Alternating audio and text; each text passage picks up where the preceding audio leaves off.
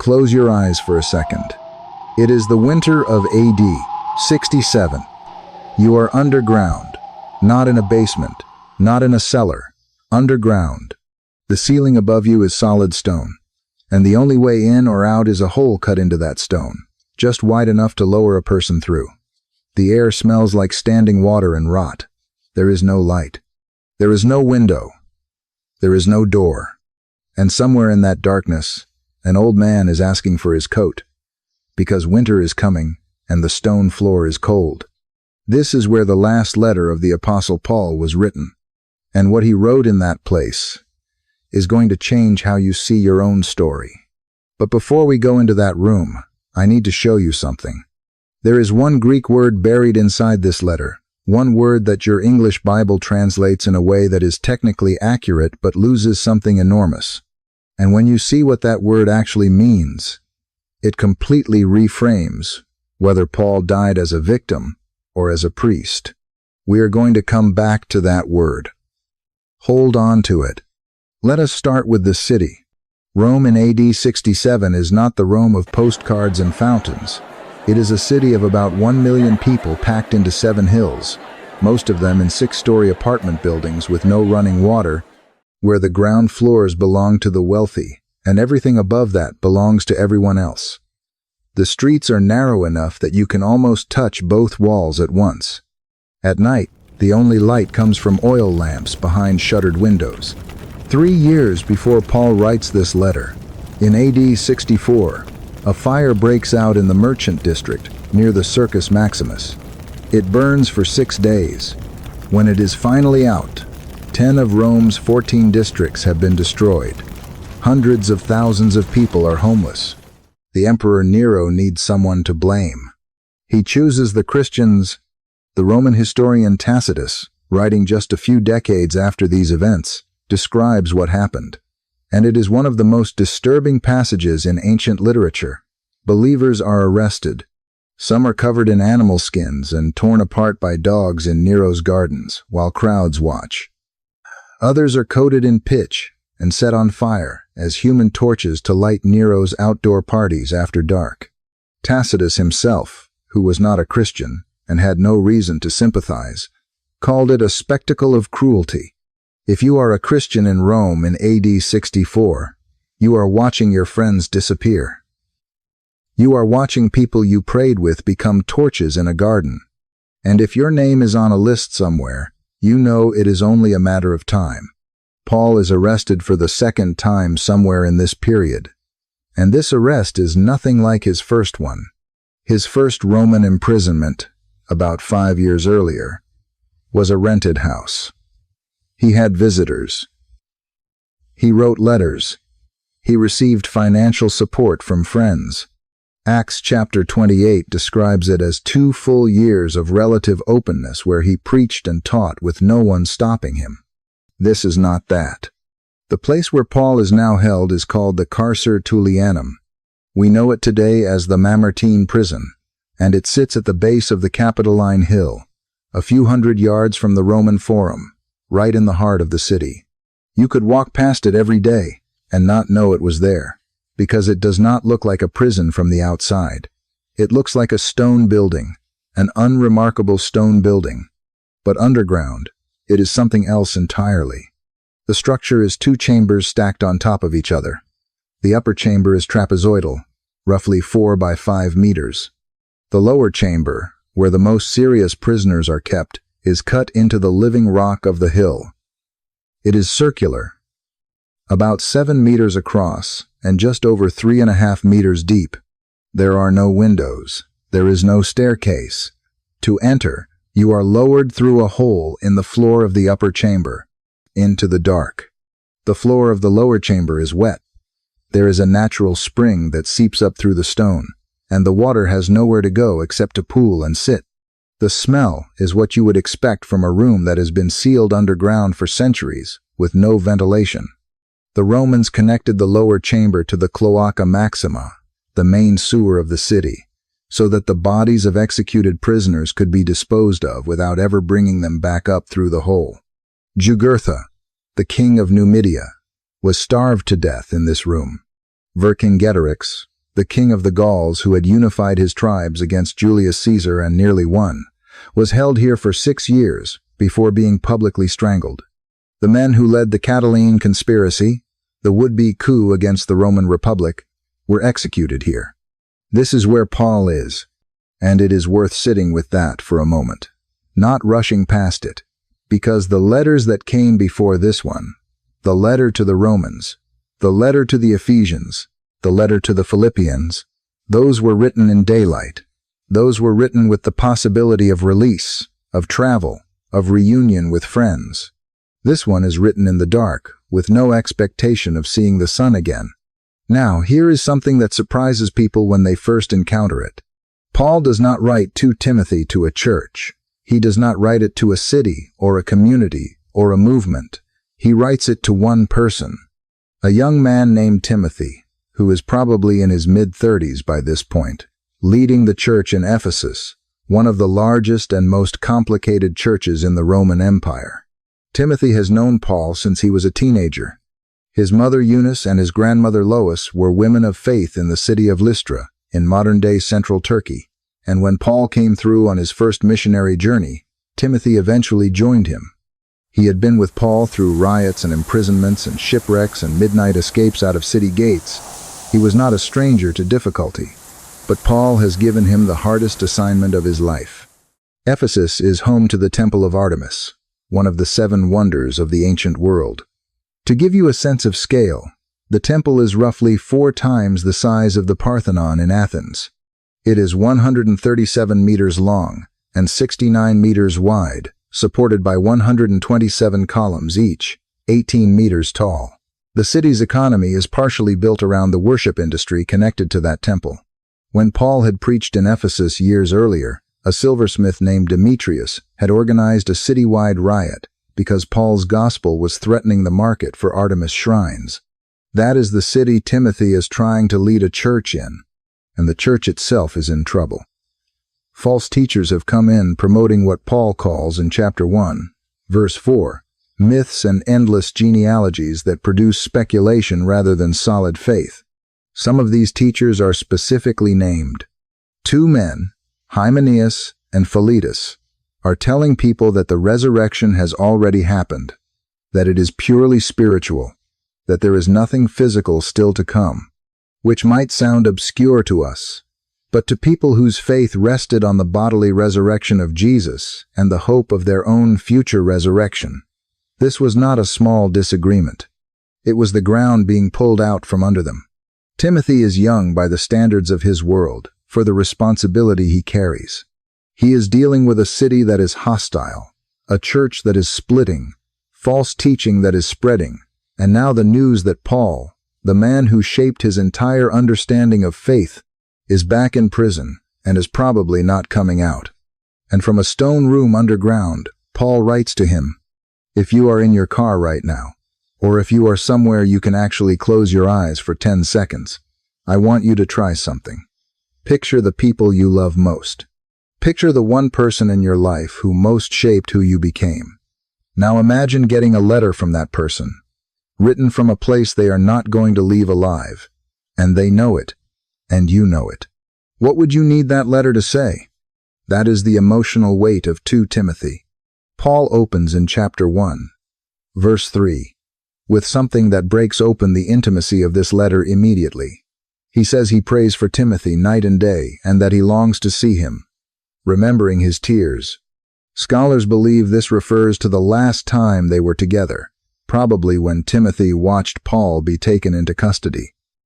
The tears Paul remembers are Timothy's tears. And then verse 5.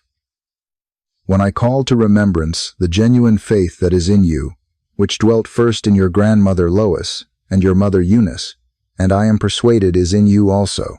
He names the grandmother first, then the mother, then Timothy. 3 generations of faith passed down through women, through a family in a small city in central Turkey, eventually finding its way into this young man who is now carrying the gospel into one of the most important cities in the empire. That is not accident. That is a pattern the letter is going to return to. Then in verse 6, Paul says something that has a picture inside it that most English readers miss entirely. He tells Timothy to stir up the gift of God which is in you.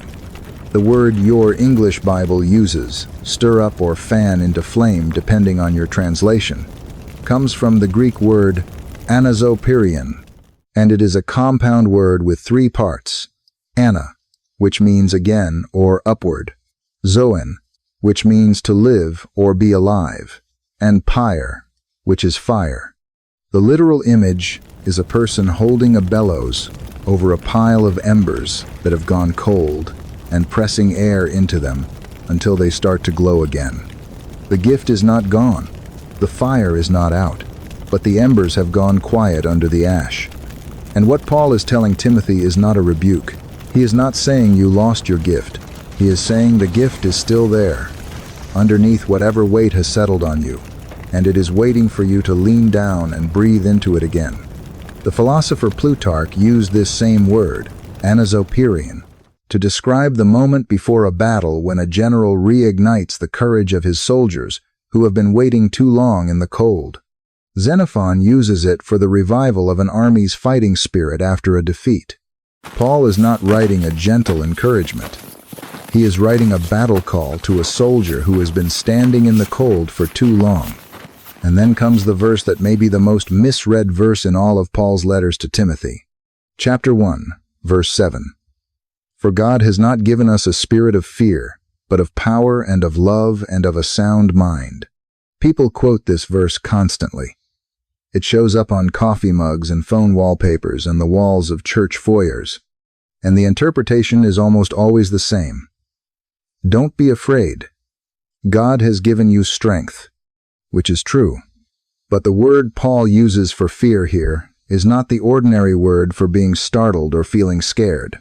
It is the Greek word delia. And delia does not just mean fear. It means cowardice, timidity, the specific kind of fear that makes a soldier drop his weapon and run. The word shows up only this one time in the entire New Testament. And the reason Paul uses it here, in this letter, to this person, in this moment, is that Timothy is facing exactly this choice. The empire is executing Christians. The church is fracturing. His mentor is in a hole in the ground waiting to be beheaded. And Timothy could choose to go quiet, to tone it down, to lead the church gently away from anything that would draw attention from Roman authorities. Delia would look very reasonable in AD 67. Paul says that is not the spirit God gave you. God gave you dynamis, power. God gave you agape, love. And God gave you sophronismos, which is one of the hardest Greek words to translate in this letter. It is sometimes rendered as sound mind or self-discipline or sober judgment. But the core idea is a mind that has been brought back to itself, a mind that is clear and steady in the middle of chaos, not panicking, not flinching, not catastrophizing. 3 gifts for 3 specific threats Timothy is facing. Power to act when action is terrifying. Love to keep him anchored to the people he is serving, rather than retreating into self-protection. And a clear mind when everything around him is designed to produce confusion and fear. Now I want to tell you about 2 people, because this letter is partly a letter about who stays and who leaves when things get dangerous. The first is a man named Demas. You may not know his name, but he appears twice in Paul's earlier letters. In the letter to Philemon and in the letter to the Colossians, listed as one of Paul's fellow workers, someone who was with him during his first imprisonment and was trusted enough to be named alongside people like Luke and Mark. In chapter 4, verse 10 of this letter, Paul writes these words, "Demas has forsaken me, having loved this present world, and has departed for Thessalonica." That is the entire mention. 12 Greek words. And Demas is gone from history. Now I want to be careful here, because it would be easy to read this and simply judge Demas, to treat him as a cautionary tale. But the evidence suggests something more complicated and more human than simple moral failure. Demas had watched Christians being burned alive in Nero's garden. He had seen what happened to people who stayed close to Paul. He was not a coward in ordinary circumstances. He had been with Paul through the first imprisonment, through the writing of letters, through years of ministry. What broke him was not weakness of character so much as what scholars sometimes call moral injury, the specific kind of damage that comes from witnessing atrocities that your framework of faith was not prepared to absorb. The city Demas ran to, Thessalonica, was not a random choice. It was one of the few cities in the empire with status as a free city, meaning it had a degree of self-governance and was not under direct Roman military administration. Demas was not running toward pleasure. He was running toward safety.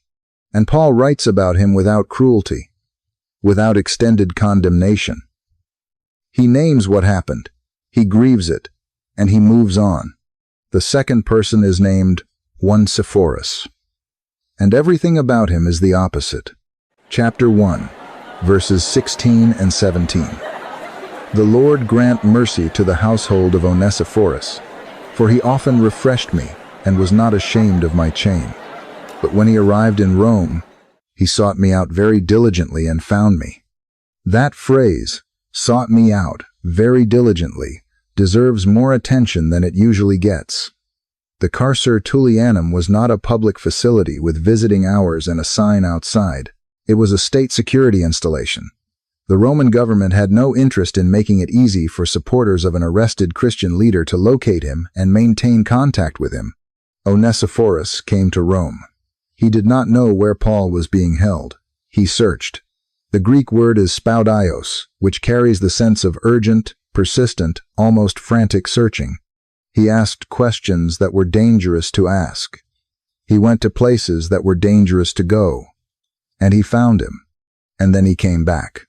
The text says he often refreshed Paul, which means this was not one visit. It was repeated. In a city where Christians were being used as garden lighting, Onesiphorus kept coming back. Here is a question worth sitting with. You do not have to decide right now which one you are. But in the quiet of wherever you are, most of us know which pull is stronger in us at any given season. The pull toward safety or the pull toward the person who needs us in the dangerous place. And the honest thing Paul does in this letter is that he does not pretend it is easy. He does not say Demas was a monster. He does not say Onesiphorus was not afraid. He simply records what each person chose. Moving into chapter 2, Paul starts giving Timothy a series of images for what faithfulness looks like. And he picks 3: a soldier, an athlete, a farmer. The soldier does not get distracted by civilian life, because his whole purpose is to please the one who recruited him.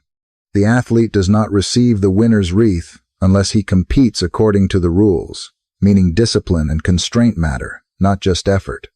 The farmer must do the hard work first before sharing in the harvest. These 3 images are not accidental. Paul is describing the 3 temptations Timothy is probably facing. The temptation to be distracted by self-preservation, which is the soldier's battle. The temptation to cut corners under pressure, which is the athlete's battle. And the temptation to want the fruit without the labor, which is the farmer's battle. And then in verses 11 through 13, Paul quotes what many scholars believe is an early hymn, possibly something the church already sang together. If we died with him, we shall also live with him. If we endure, we shall also reign with him. If we deny him, he also will deny us. If we are faithless, he remains faithful. He cannot deny himself. That last line is the one that should stop you. If we are faithless, he remains faithful. Paul has just named the possibility of faithlessness. He is not pretending it away. He is acknowledging that under sufficient pressure, people fail, and the line does not end in condemnation. It ends in the character of God. He cannot deny himself. His faithfulness is not contingent on ours. It is a feature of who he is. For a man sitting in a stone room who has just watched Demas walk away and who has seen how many people he trained and trusted and loved have cracked under the weight of this season, that line is not abstract theology. It is the thing he is holding on to. Let us talk about the false teachers for a moment, because chapter 2 spends real time on this, and it is worth understanding why. Paul describes a pattern that repeats in generation after generation of religious communities. Verse 16. Shun profane and idle babblings, for they will increase to more ungodliness. Verse 17. And their message will spread like cancer. The Greek word Paul uses there is gangrena, which is where we get the English word gangrene. He is using medical language. He is not describing an intellectual disagreement. He is describing a kind of spiritual tissue death that spreads from the infected area to the surrounding healthy tissue. And the specific false teaching he has in mind, the claim by Hymenaeus and Philetus that the resurrection has already happened in purely spiritual terms, is interesting because it does not sound obviously dangerous. It sounds sophisticated. It sounds like they have moved beyond simple-minded literalism into a more enlightened reading. But what it actually does is remove the stakes. If the resurrection is already complete and purely spiritual, then bodies do not matter. If bodies do not matter, then how you treat your body and other people's bodies does not matter. The physical world becomes irrelevant to faith. And once the physical world becomes irrelevant to faith, the things that happen in the physical world, suffering, poverty, injustice, exploitation, these also become irrelevant. Paul's theology of bodily resurrection is not just a claim about what happens after death. It is a claim that matter matters, that bodies matter, that the world God made is the world God is redeeming. And the teaching that tries to spiritualize all of that away is not sophistication. It is a slow drain of everything that makes Christian ethics real. Chapter 3 is where the letter becomes almost prophetic in a way that people who read it today find unsettling. Paul tells Timothy that in the last days, difficult times will come. And then he gives a list of characteristics that will mark that era. And the list reads like a description of a culture that most people in the 21st century would find immediately recognizable. Lovers of themselves, lovers of money, boasters, proud, blasphemers, disobedient to parents, unthankful, unholy, unloving, unforgiving, slanderers, without self-control, brutal, despisers of good, traitors, headstrong, haughty, lovers of pleasure rather than lovers of God. Now here is what most readers miss. Paul does not say this is describing people outside the church. The very next verse says, having a form of godliness, but denying its power. He is describing people who will be inside religious communities, who will look like believers, who will use the right language, who will show up to the right gatherings, but whose inner structure has been quietly hollowed out. And then he does something unexpected. He points to Timothy's own history as the counter-argument. Verses 10 and 11. But you have carefully followed my doctrine, manner of life, purpose, faith, long-suffering, love, perseverance, persecutions, afflictions. He is not pointing Timothy to a doctrinal system. He is pointing him to a life he has watched from the inside. He is saying, you saw how I lived. You saw what I chose. You saw what held. Let that be your anchor. Chapter 4 is where everything becomes very quiet. Paul gives Timothy his final charge in verses 1 and 2, and it is worth reading slowly. I charge you therefore before God and the Lord Jesus Christ, who will judge the living and the dead at his appearing and his kingdom. Preach the word. Be ready in season and out of season. Convince, rebuke, exhort, with all long-suffering and teaching. In season, out of season. In season means when people want to hear it, when the culture is hospitable, when speaking truthfully is rewarded, when the message lands in good soil. Out of season means when they do not want it, when the culture is hostile, when truth is inconvenient and unpopular and dangerous. Preach it anyway. He tells Timothy that there will come a time when people will not endure sound teaching, when they will accumulate teachers who tell them what they want to hear, when they will turn from truth toward myths. He is not saying this as a prediction of a distant era. He is saying it because it is already beginning to happen in Ephesus. Timothy is watching it in real time. But then Paul turns from instruction to testimony, and the language shifts entirely. Verses 6 through 8. For I am already being poured out as a drink offering, and the time of my departure is at hand. I have fought the good fight. I have finished the race. I have kept the faith. Finally, there is laid up for me the crown of righteousness, which the Lord, the righteous judge, will give to me on that day, and not to me only, but also to all who have loved his appearing. Now, this is the word I have been holding back since the beginning. The phrase, I am already being poured out as a drink offering, is a translation of one Greek word, spendomai. Say it with me if you want. Spendomai. It comes from the verb spendo, which refers to a very specific religious act, the drink offering, the spond. Here is what a spond was. In the ancient Mediterranean world, when you wanted to seal a covenant, or begin a sacred meal, or ratify a peace agreement, or mark the start of something solemn, you poured wine, not on the ground, carelessly, at the base of an altar, or into a fire, or, in some traditions, over the heads of both parties in a covenant.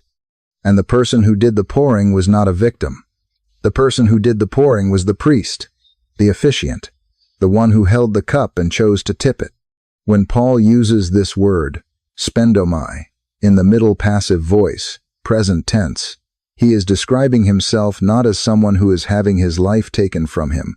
He is describing himself as someone who is in the act, present tense, right now, ongoing, of pouring himself out.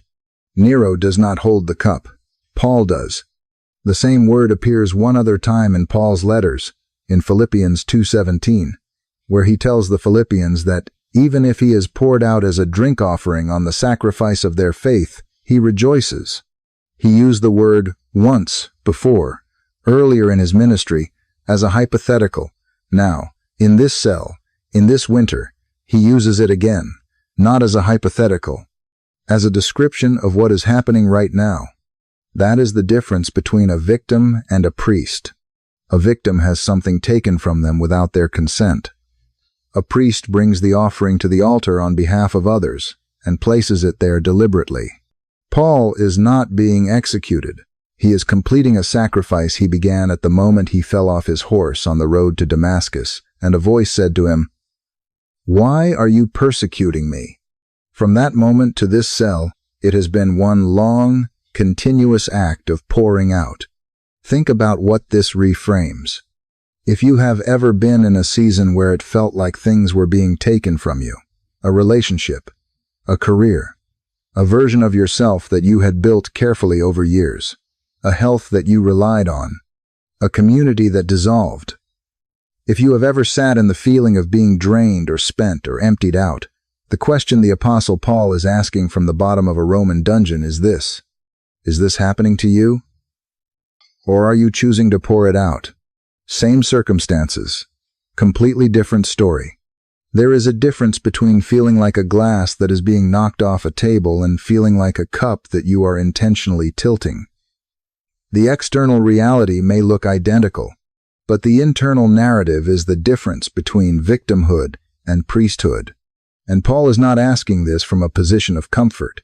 He is asking it from a hole in the ground. 3 things happen at the end of this letter that most readers move through quickly. I want to slow down for all 3 of them. The first is verse 9. Do your best to come to me quickly.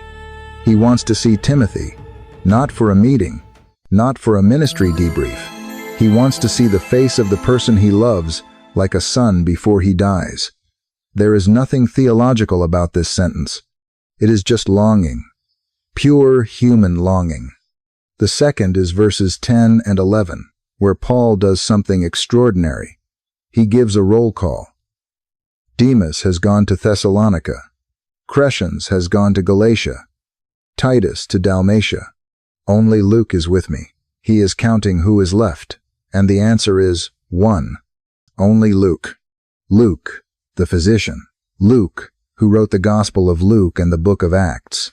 Luke, who had traveled with Paul on parts of his missionary journeys. Luke, who was here in the dungeon with him, the only one who did not leave. Paul does not dramatize this. He does not turn it into a sermon about betrayal or loneliness.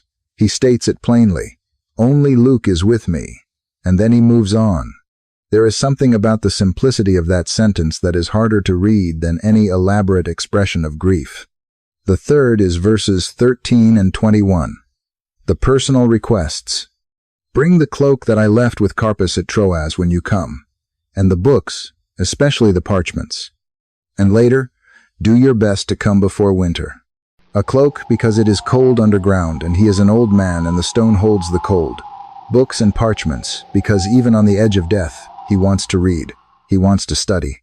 He wants to keep thinking, keep engaging with the text, keep learning from the word that has been the architecture of his entire inner life. He does not ask for comfort. He asks for a coat and his books. And the last verse of the letter, verse 22, the Lord Jesus Christ, be with your spirit. Grace be with you. That is it. That is how it ends. Not with a rousing call to arms. Not with a vision of triumph. With a simple blessing over the spirit of a young man Paul may never see again. Grace be with you. Now here is what I want you to see. Everything Paul does in that cell, the way he frames his death as a deliberate offering rather than a forced taking, the way he calls the fight kalos agon, the beautiful struggle, not the winning fight or the successful fight, but the noble fight, the way he names the people who left without bitterness and honors the one who stayed without fanfare. All of it is pointing to something he learned, not from philosophy or from years of ministry, but from watching what happened to one person. The same word, spendomai, the same act of being poured out, happened once before in a way that makes every human sacrifice look like a single drop in comparison. In John chapter 10, Jesus says, "No one takes my life from me. I lay it down of my own accord. I have authority to lay it down, and I have authority to take it up again." That is spendomai. That is not the language of a victim. That is the language of a priest who comes to the altar with the offering already in his hands. The cross was not something that happened to Jesus as against his will. It was something he walked toward with full knowledge of what it was, because on the other side of it was the reconciliation of everything broken. And what Paul is telling Timothy from that underground stone room is not, "Look how brave I am." He is saying, "I finally understand what my Lord did, and I want to finish the same way he finished. Not taken, given. The cup he is holding. He is choosing to tip it. So what does this mean for you? Not in the abstract, not as a concept to appreciate, but for this week, for wherever you are right now. Here is what I want to offer as a practical anchor, something you can actually do with what we have been looking at today. First, this week, I want you to write down one thing in your life that feels like it is being taken from you right now. It could be your health, your time, a relationship that is costing you more than it is giving, an opportunity that closed, a season that is ending. Write it down in one sentence. Then I want you to read 2 Timothy 4-6 through 8 out loud, slowly. And when you come to the word poured out, I want you to pause and ask yourself one question. Is this being taken from me, or am I choosing to pour it out? I am not asking you to spiritually bypass your grief. Grief is real. Loss is real. What was taken from you was taken, and that matters. But Paul is pointing to something that lives underneath the grief, which is the question of agency, the question of whether you are the one holding the cup. And the third thing, pray this prayer, or something like it, in your own words. I am not being emptied. I am being poured out. And I trust you know where it is going. That is a prayer of priesthood. And it changes the posture of everything. The tradition of the early church, attested by Clement of Rome and by the historian Eusebius, holds that Paul was beheaded on the road leading out of Rome toward the port of Ostia. As a Roman citizen, he was granted execution by sword rather than by crucifixion. The year was probably AD 67 or 68. He was most likely in his late 50s or early 60s. He had been traveling and preaching for roughly 30 years. He had planted churches in 4 Roman provinces. He had written 13 letters that would eventually be gathered into a book that would be read by more people than any other collection of personal correspondence in human history. And on the last morning, they brought him up out of the hole in the floor of that stone room, and they walked him out of the city, and they completed what Paul had already completed in his own heart weeks or months before. Nero thought he was ending something. He was not. He was receiving a drink offering. If this opens something in you today, the next video I want to take you into is one Greek word. Your Bible translates as peace in Philippians 4-7. But the original word carries a military meaning that almost nobody talks about. It is not the peace of a quiet room. It is the peace of a fortified garrison, a peace that stands guard over your heart rather than simply settling over it. And once you see it that way, the next time anxiety hits, you will have something completely different to stand on. That video is right here. Grace be with you.